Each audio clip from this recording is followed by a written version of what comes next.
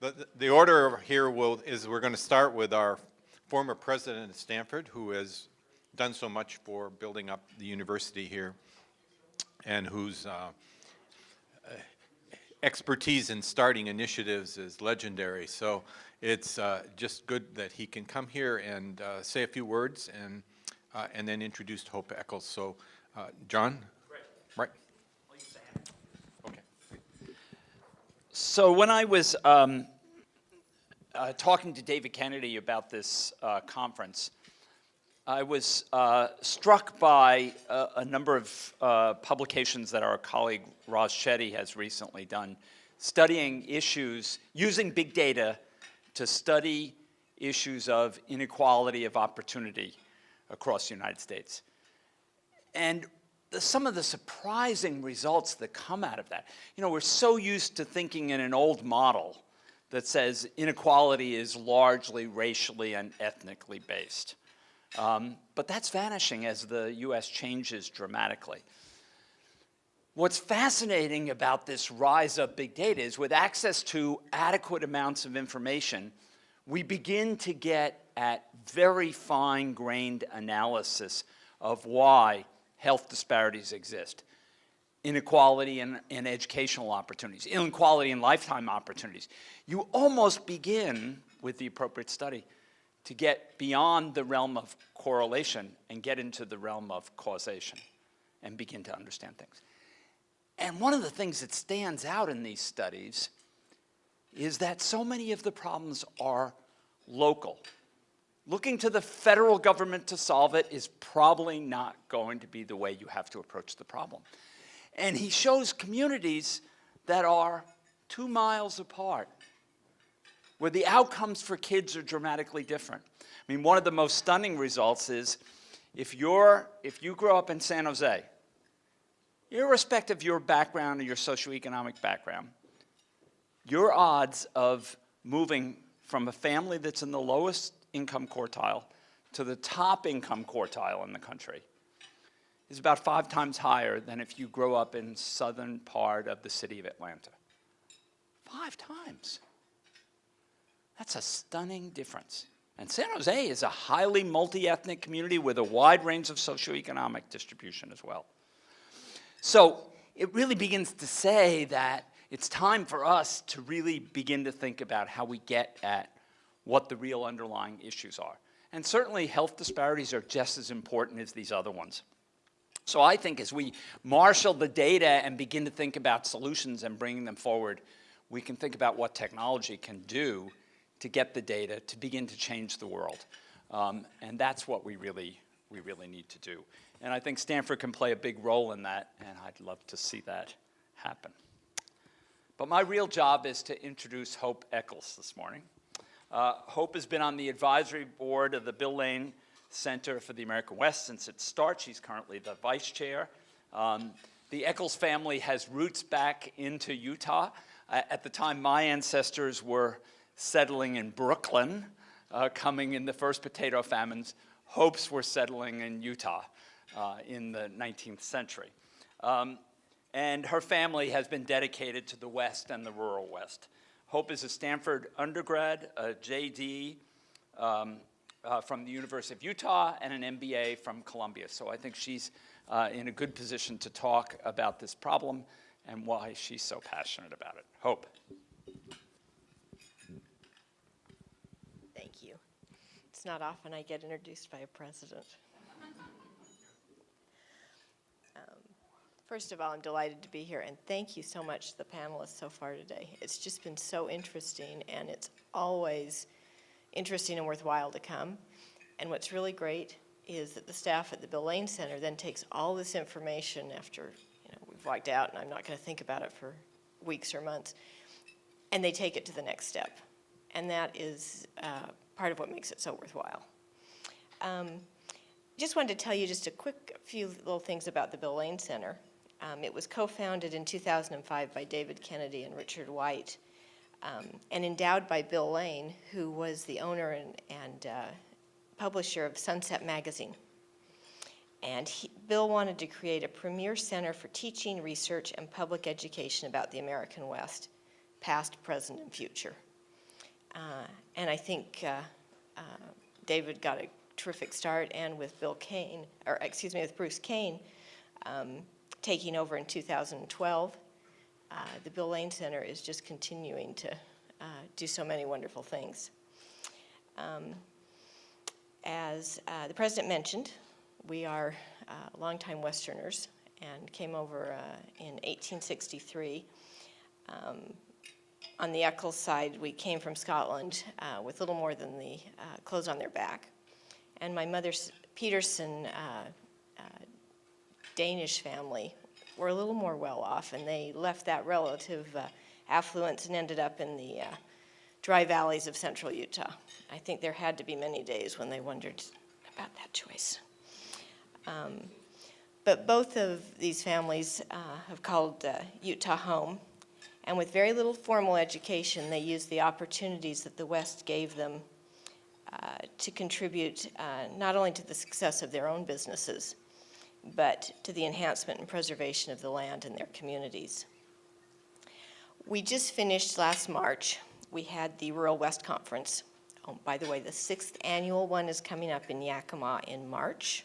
Just thought I'd mention that. But the conferences have brought together academics with practitioners and policymakers throughout the West, leveraging Stanford's research expertise and creating opportunities for creative collaborations, developing networks of people, communities, and groups invested in finding and implementing creative solutions to the unique challenges that the rural West offers. But as I listen to all of these discussions, there are so many things that we're doing that are not just in the rural West. They're in the urban centers and have a lot of opportunities to provide that. And with Stanford's leadership, having some people that are giving thoughtful time to it is so important. Because as I was listening, particularly the gentleman that talked about the problem with the prescribed burns versus the wildfire fires, you know that someone had a terrific, thoughtful, caring idea to say, oh, well, we ought to look at what is the particulate and pollution that comes from a controlled burn. Well, if you don't, that's just too much. We need folks that have a little more time to look a little bit broader and say, yes, but if we don't have that, what happens? Let's look at how this policy can really work. And sometimes when you're a policymaker in the throes of what's going on, or you can get a little too focused. And so the research capabilities and the time that Stanford can provide the leadership on, and then reaching out to others in the community. Being from Utah, I'm heavily involved with the University of Utah and with IHC, the health care there. And there are so many opportunities for collaboration that I'm hoping to continue to push and give opportunities to really move the needle on these problems that are not only going to hurt the West that we love, but the nation and globally. But as the President said, my real job here is to introduce our speaker. And her being here is an indication of the networking that we've been doing. She was the speaker at the 5th Rural West Conference in Santa Fe. Lynne Gallagher is the Secretary of the New Mexico Department of Health. She previously served as both the Deputy Secretary of the Department and the General Counsel for Aging and Long-Term Services Department. Secretary Gallagher has had some terrific successes in New Mexico and is currently committed to working to prevent and treat substance abuse, strengthen vaccination rates, and continue to improve health outcomes throughout New Mexico. Over the last 5 years, childhood vaccination rates have reached an all-time high. Childhood obesity, measured in 3rd graders and kindergarten, has dropped, and the teenage pregnancy rate has decreased by 57%. She's a native of New Mexico, born and raised in Truth or Consequences. She received her BA from the State University of New York at Stony Brook and a JD from Nova Southeastern University in Florida. She spent time in New York at U.S. Bank in their wealth management, corporate and municipal bonds, and in Florida at the Home Shopping Network. where she provided state and federal compliance before she returned to her roots and is contributing so greatly to New Mexico. So thank you so much for being here.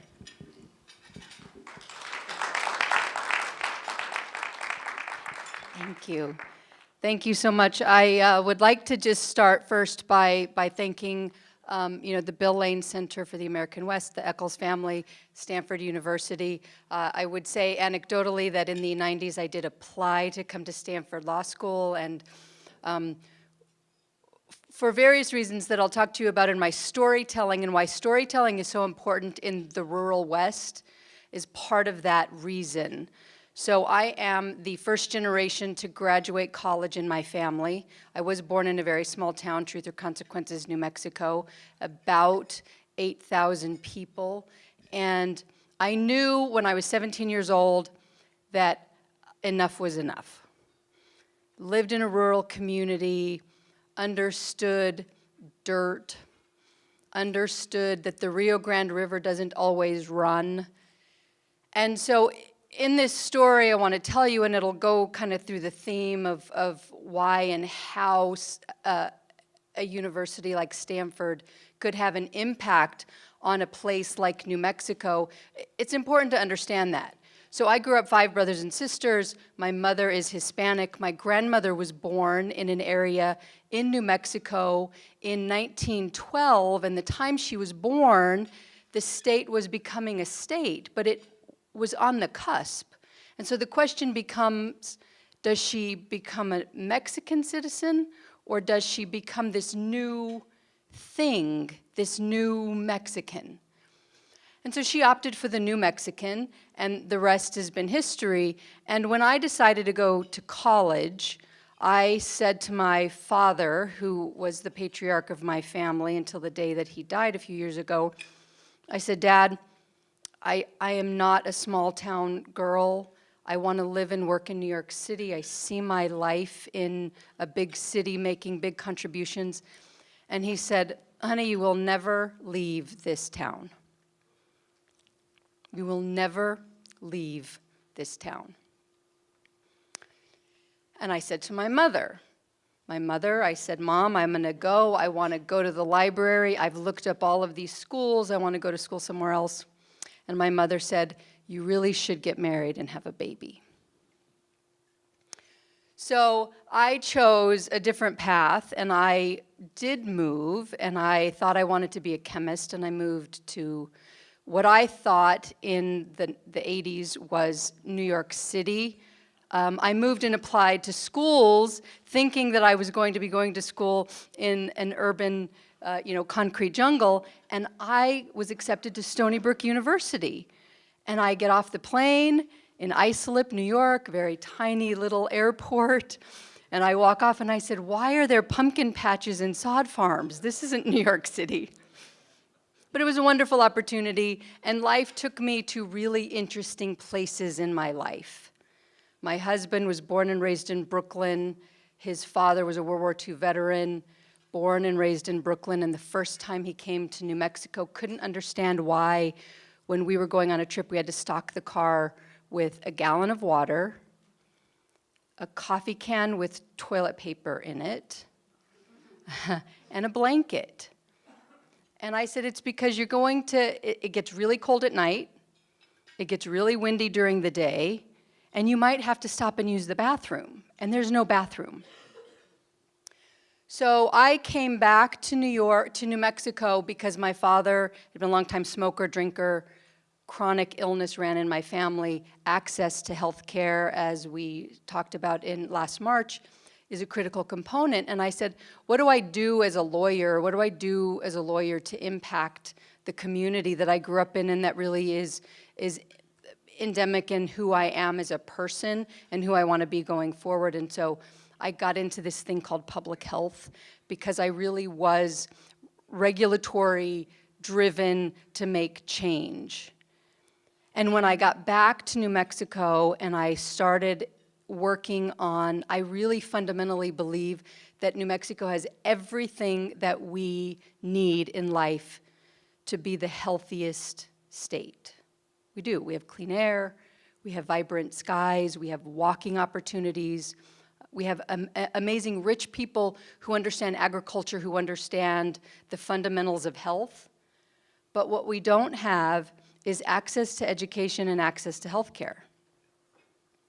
And so going back and helping my father as he died from kidney failure and learning myself how to administer hemodialysis and draw blood and do all of those things that you would do in the medical profession, and then to call the nephrologist and to tell the nephrologist that he was having an aortic, he had an aortic aneurysm, and she said, well, that's not my field.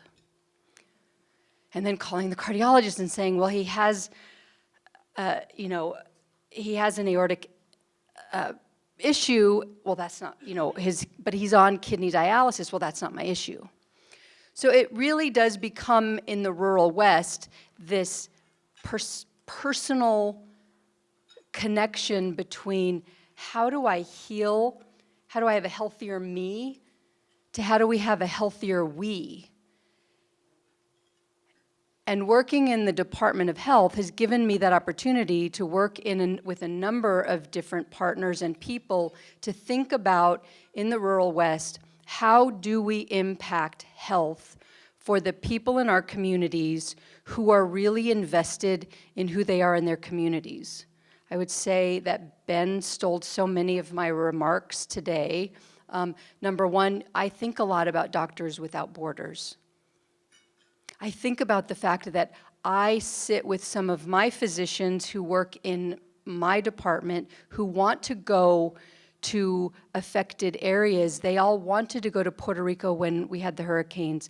They want to go to West Africa. They want to go to Afghanistan and go on a sabbatical and provide health care. And I'm saying, but what about Guadalupe County? What about the communities that are right here? New Mexico has one level 1 trauma center. It is approximately 450 miles away from some of our more outlying communities. How about going there as a Doctor Without Borders? How about going and working with Navajo Nation? We have 23 tribes, nations, and pueblos, each of them with their own specific priorities, health disparities, population needs. Some have good broadband, some don't have good broadband. Some have an IHS, Indian Health Service, opportunity near them, some don't. Many of the youth in our tribal communities do not reside anymore on the reservation. And I, as a regulator, am being told in a state where we rely on, I believe today is the day where our revenue projections are coming out. And so everyone in my state holds their breath. Are the revenues up? Are the revenues down? In the last 5 years, my department has lost $25 million, which is really chump change. I worked on Wall Street and I did deals. I did $50 billion deals to fund cancer research centers. It's $25 million is chump change. But to a department that is absolutely dependent on that state general fund revenue to provide those services and to see how we can make those connections, it becomes challenging. And what we've all said, what everyone has said in here today, I'm like, yes, yes, yes. I could go through some slides. I brought some slides about New Mexico health data, but you saw all of it. It's really not very different than California's data. Our immunization rates are higher in some areas and they're lower. Oddly enough, they're lower in the areas where most of our populations are being self-educated. We have 16 independent communities in New Mexico who are off-the-grid communities. They recognize no government. They recognize no structure. They do not register their children in our Vital Records and Health Statistics Bureau. 16.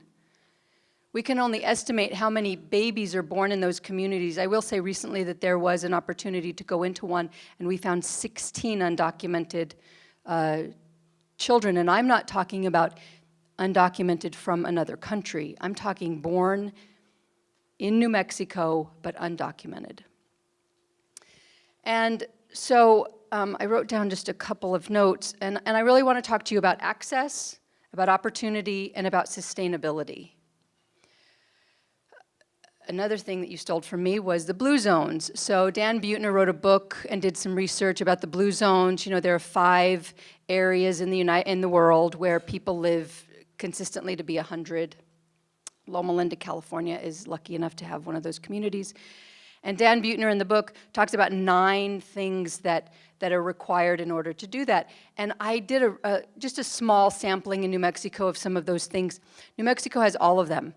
We have a close-knit tribe. We have access, we have the availability of good nutritional food, Mediterranean diet. I think people really would understand that that's a good way to eat. Exercise opportunities. But then it's those access to healthcare, access to doctors who holistically know how to heal thyself, and that's a challenge for us. On one of the slides, I think that you put up for California or for the United States, and then someone else put up something on for Parkinson's disease. There are so many communities where specialty care becomes a challenge, but we can link people to specialty care through telemedicine and telehealth. That's not a rural issue. Preventive medicine and primary health care and linking people to a medical model home is something that's important in the rural West. So how do we do that economically? One of the things, so that's opportunity. It's the opportunity. Access, opportunity, and sustainability are the 3 themes I want to talk about. And I really think that opportunity becomes something that we're trying to do, and it goes back to those insular communities in the rural West, but I think it's important to also think about getting back to fundamentals. So we, as New Mexicans and rural West residents, know that our tribe is important. Good, clear tribe, again, another thing that's important in the 9 blue zone opportunities. We don't want your help. Your help comes with strings. We know better. Ben said again in tribal communities, they want to do it their way. Tribes want to heal themselves their way. The rural West, we want opportunities and access, but we also want to inform the process. So one of the things that we found in New Mexico that has been successful is our community health worker program. I talked about this last March.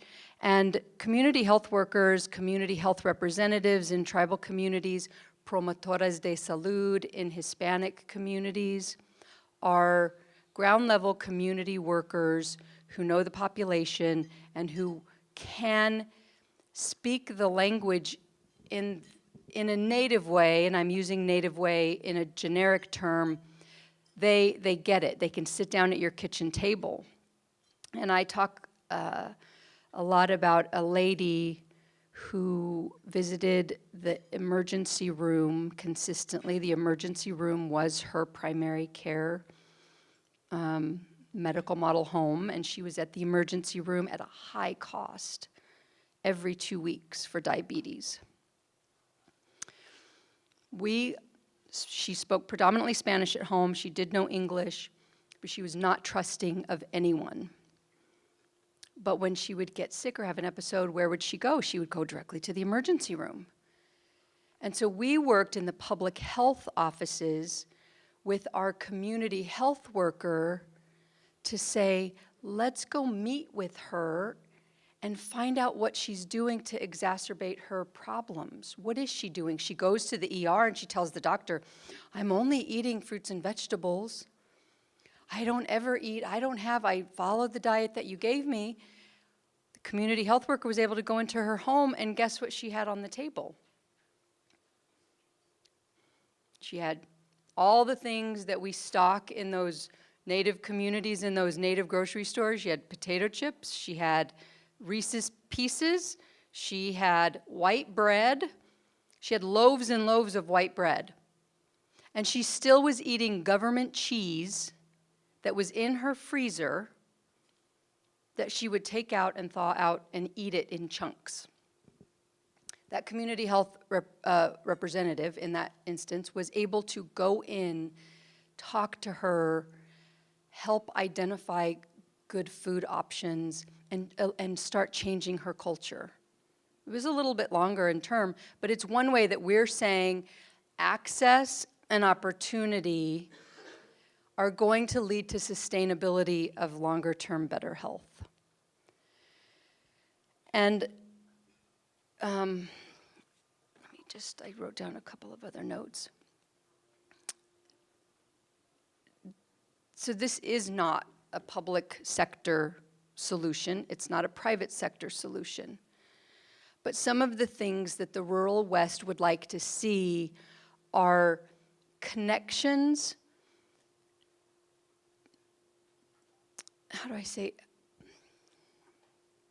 connections to education where people are. And we know Native American communities can go and be educated. I'm so proud of the fact that Stanford University has a robust scholarship program. It's fundamentally important to do that. But in the rural West, do you know what we see? We see people coming to Stanford, falling in love with Stanford, and Palo Alto, and San Francisco, and San Jose, and they stay here, and they don't go back. And one of the things that New Mexico has tried to do is increase access to area health education centers, where there's a linkage between a traditional campus university, but with the telemedicine, the teleeducation pieces combined, because someone in a rural community like me, part of the reason why I didn't come to Stanford to law school is because my grandmother got sick. And I couldn't go to school. I couldn't leave. I could go to school, but I couldn't leave my community. I couldn't leave my community for 5 years.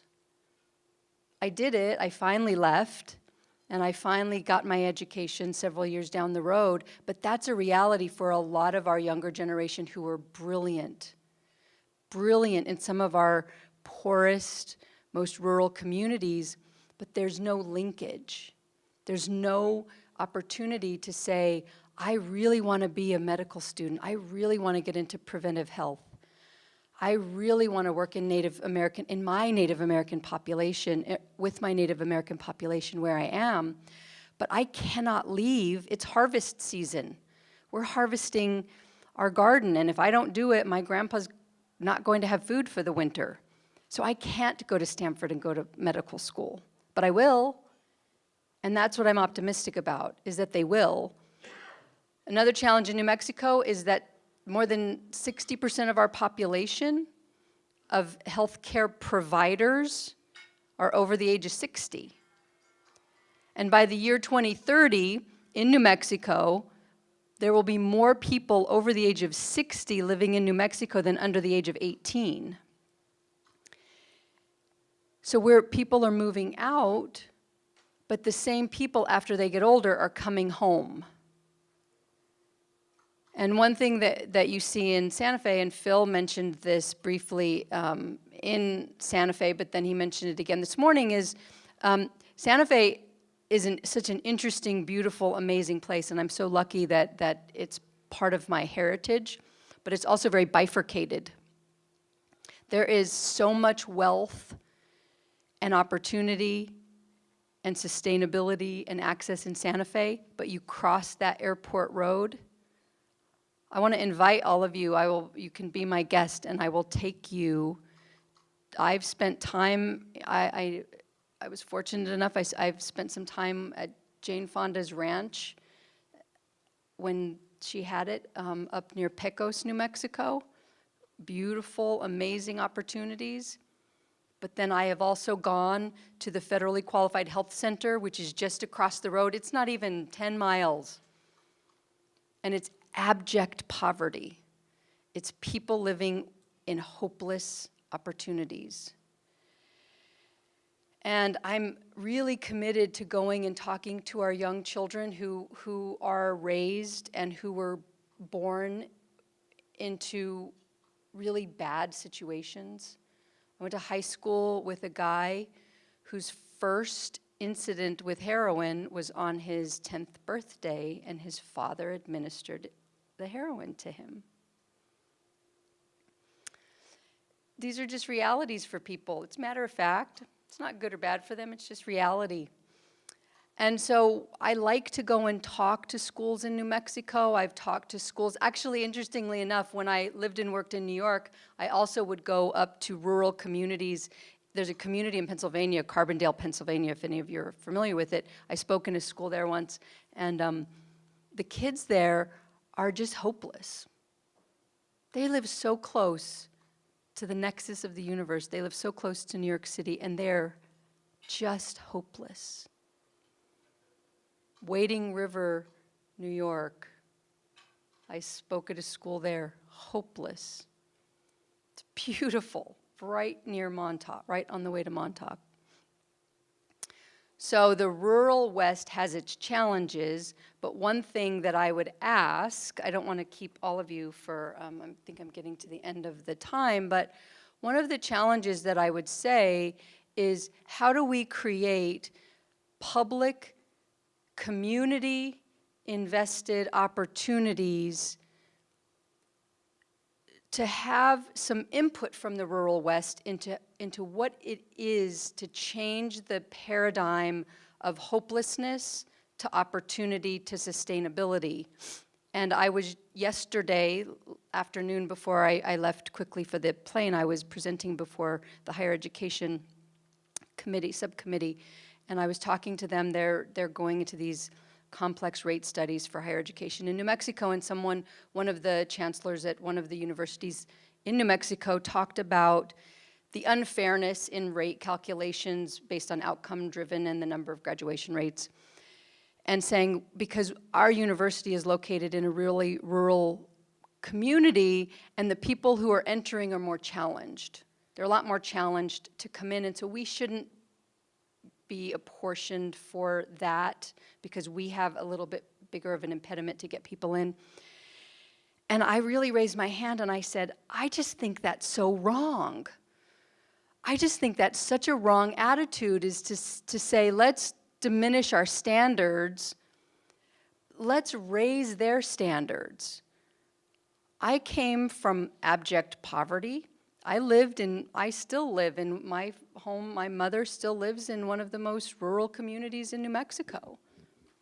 But I was educated in a great school. I went to law school. I've worked on Wall Street. I worked for Barry Diller. I've done all kinds of things in policy and regulation.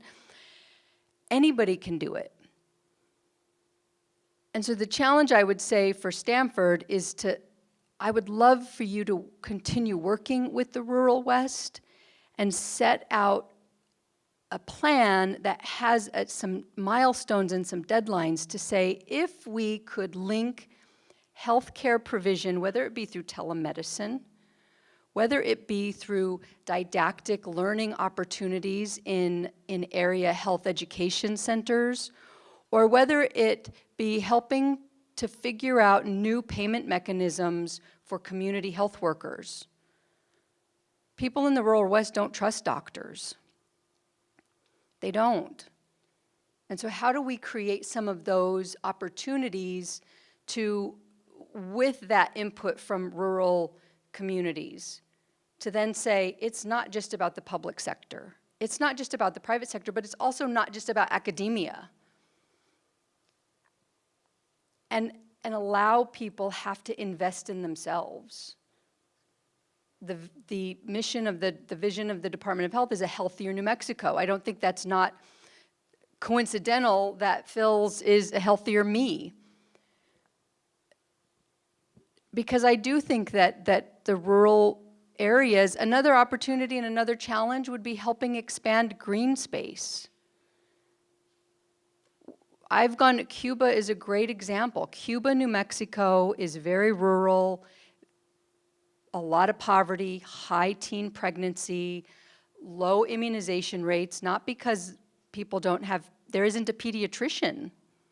It's not because they don't want to get immunizations, there isn't a pediatrician. And I, as the health secretary in New Mexico, I don't have enough money to hire a physician, to get that physician to live in Cuba, New Mexico. And then if I do hire a physician to live in Cuba, New Mexico, they're going to bring their spouse. And their spouse is going to be miserable.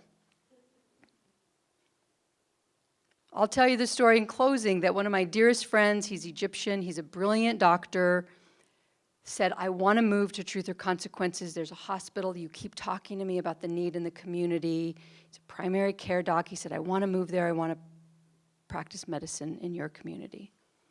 He did, bought a beautiful home overlooking the reservoir, Elephant Butte Lake, beautiful, adjacent to Ted Turner's ranch on the other side. Magnificent. His wife and children were miserable. School system, miserable. And his wife called me and she said, how could you live in this godforsaken place? And they moved.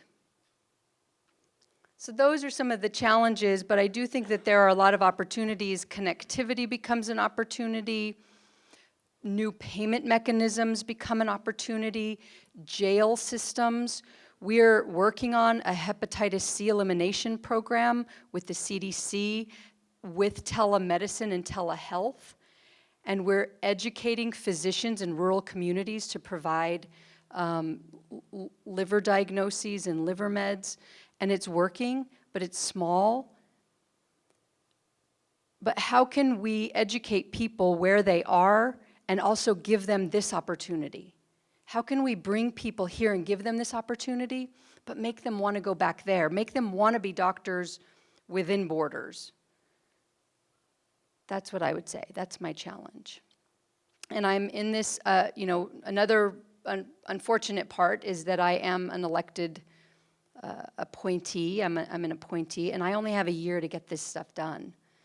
And so I'm really hyper-focused on creating a sustainability plan so that when I move on to my next opportunity, I'm still there and I'm still able to inform those choices and those decisions.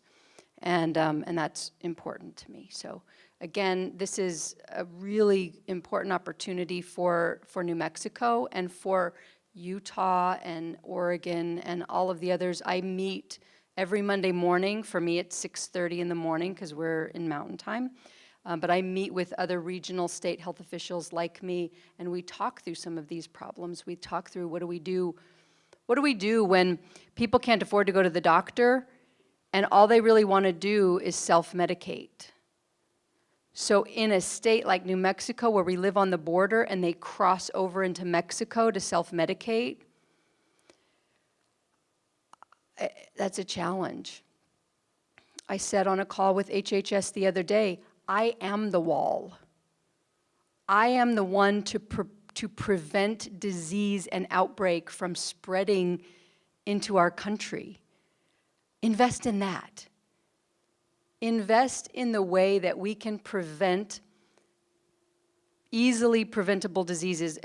The talk about asthma was so fascinating to me because in New Mexico, in the southeast part of the state, we have such high incidence of asthma and allergy issues, and it's all because of secondhand smoke. But there are no doctors down there. Nobody wants to live in that part of the state. So how do we expand green space?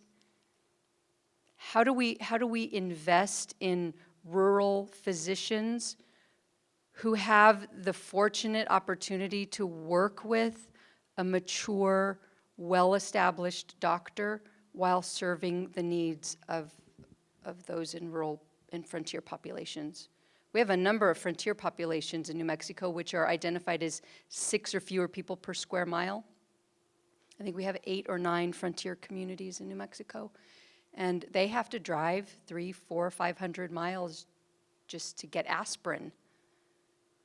To go to a Walmart or a, Sprouts or, Whole Food, Whole Food, there's only 2 in the state.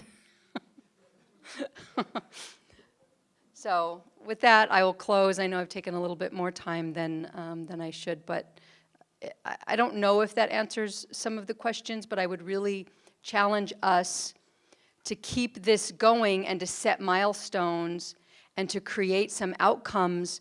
The pilot, the mobile pilot, the mobile sewer water pilot, we're doing a project right now because we have high rates of hospital-related infections. How great would it be to talk about what's happening in California and find a community in a rural West state that has similar, not population, but has similar traits, and use that mobile paradigm in the same way and sort of replicate it as a pilot. And say, if this is what is happening here in California, and we're going to take that same methodology and model, and we're going to move it over here in New Mexico, in Utah, in Colorado, and let's see if the outcomes of the sewage water are the same, and are the rates of hospital-related infection the same. It's exciting. So, with that, I will end. Thank you.